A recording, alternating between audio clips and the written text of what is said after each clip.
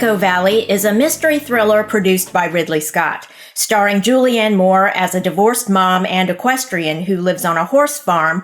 Echo Valley is the story of Kate Garretson. She's lectured in the opening scenes by her ex-husband, played by Kyle MacLachlan, who warns her against being a pushover with their daughter Claire, played by Sydney Sweeney.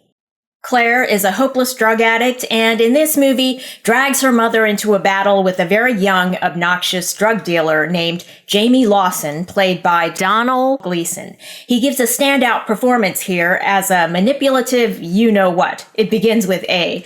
Jamie eventually drugs Kate and holds her hostage until she agrees to pay $150,000 to make him go away. It's an insurance scam to set the farm on fire and to kill all the horses. This movie had a limited theatrical release before moving to Apple TV+. It's a great-looking movie, which seems to be a hallmark of Apple original films. Not surprised at all that Ridley Scott is a producer here with regard to the artistic look and the story and characters, which are all very strong. Here, the mother and daughter are both targeted by the drug dealer Lawson, who preys upon their vulnerabilities.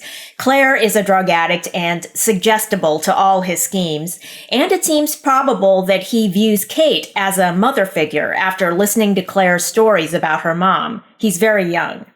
His name, Lawson, Law-son, could be a clue by the writers. Kate's ex-husband is a lawyer, so Jamie Lawson here could have been a son to this very upper-crust family. At one point, Lawson says to Kate, "It must be so disappointing to have a child who's such a blank." He's referring to Claire. But from his comment, it appears he understands this milieu that he's stumbled into. As I mentioned, however, he's very young. As smart as he is, he lacks experience. In this movie, the character of Kate is LGBTQ, and maybe Lawson views her as all the more vulnerable because of it. But this movie shows us that Kate has strong friendships within her chosen family. They come through for her in ways that family members do for each other. And ultimately, Lawson isn't part of the family, either family. If he does view Kate as a mother figure, he shouldn't be holding her hostage and demanding all of her money because it will not go well for him. This movie is marketed as a story of a parent's love for her child. I would just add that the movie tells us children should respect their elders. It's a cautionary tale.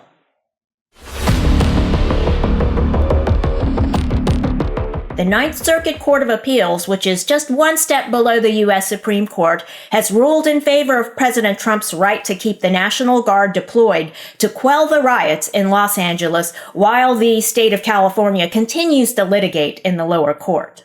The Court of Appeals held that the executive made the required strong showing that they're likely to succeed on the merits. California could push back with a number of procedural maneuvers, but the California lawsuit is flawed because it strikes at core executive functions and is seeking to challenge executive power, which would bring down the constitutional system.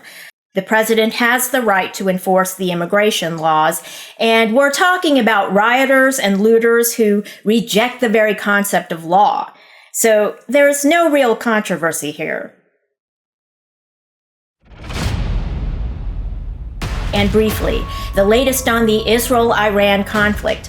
President Trump announced there will be a pause of up to 2 weeks to give diplomacy a chance before provision is made to use the massive Ordnance Penetrator to destroy Iran's prohibited Fordo nuclear site. European leaders will meet with Iranian officials in Switzerland, apparently, to discuss dismantling Iran's nuclear program.